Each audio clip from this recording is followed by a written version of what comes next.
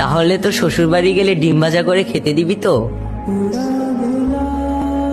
শাহপুর কি আপনি সত্যিই ডিম ভাজা খাইতে এসেছেন? এটা কি খুব বিখ্যাত ডিম ভাজি?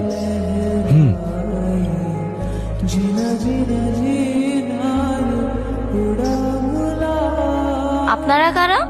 আমরা অনেক দূর থেকে আসছি আপনার ডিম বাজি খাবো বলি। কি?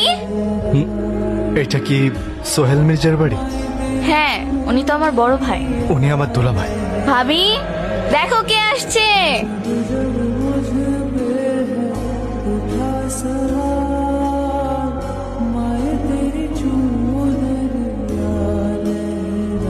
জান্নাত, কেডা এটা?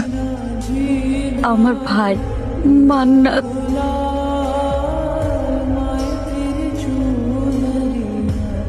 মান্নাত, তোমার বোন সারাদিন কতবার তোমার নাম নেয়?